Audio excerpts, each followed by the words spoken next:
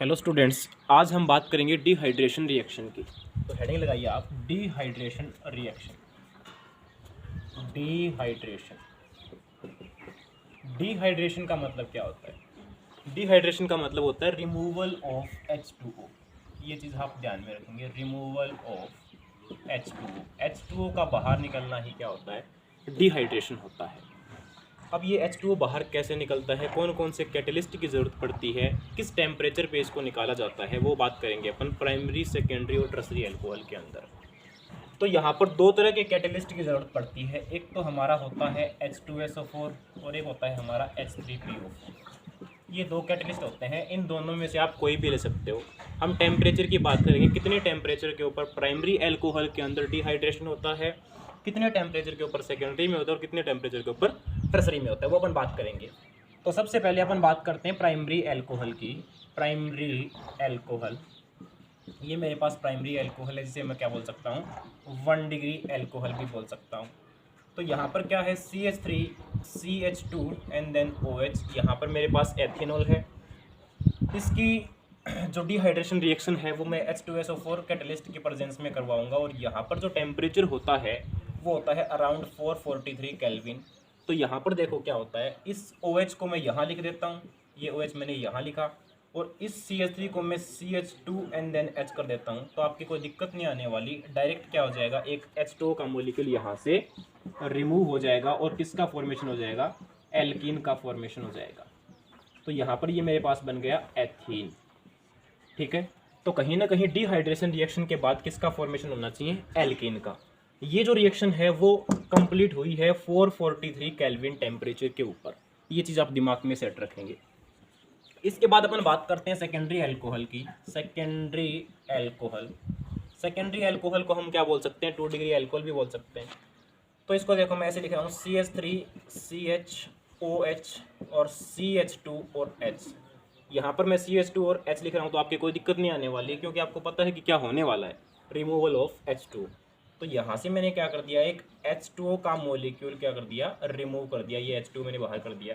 ठीक है, फॉर्मेशन किसका हुआ, CH3 CH double bond CH2। यहाँ पर डबल बॉन्ड क्यों आया, क्योंकि कार्बन की वैलेंसी मैंने कंप्लीट की है।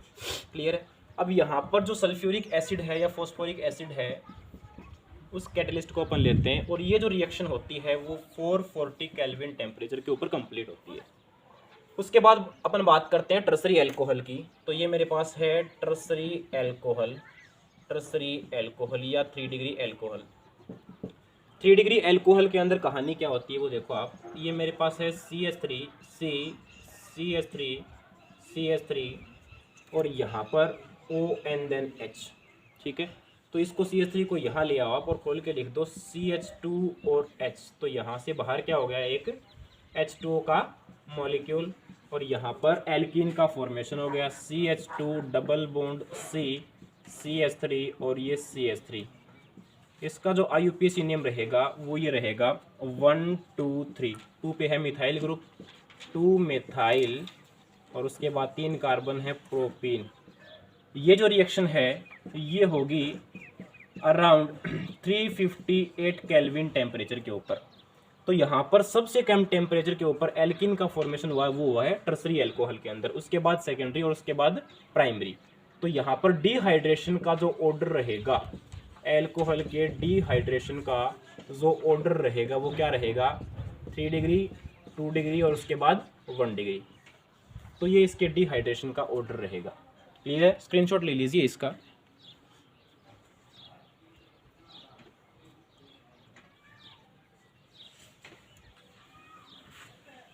उसके बाद अपन बात करते हैं इसकी मैकेनिज्म की, कैसे H2 बाहर करने के बाद में एल्कीन का फॉर्मेशन होता है। इसके मैकेनिज्म की हम बात कर रहे हैं। तो डायरेक्ट जो रिएक्शन है उसको एक बार देख लेते हैं। डायरेक्ट रिएक्शन अपन बात करेंगे फिलहाल प्राइमरी एल्कोहल की। डायरेक्ट रिएक्शन, तो डायरेक्ट रिएक्शन में कहानी क्या होती थी, मेरे पास था CH3 CH2OH।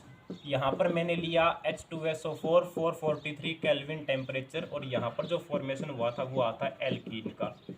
तो इस एल्कीन के फॉर्मेशन की हमें क्या पढ़नी है, मैकेनिज्म पढ़नी है।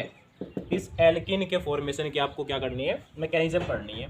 तो स्टार्टिंग में हम ये देखने वाले हैं CH3 CH2 O and then H, इस ऑक्सीजन के ऊपर क्या होते हैं, लोन पेयर ऑफ इलेक्ट्रॉन होते हैं।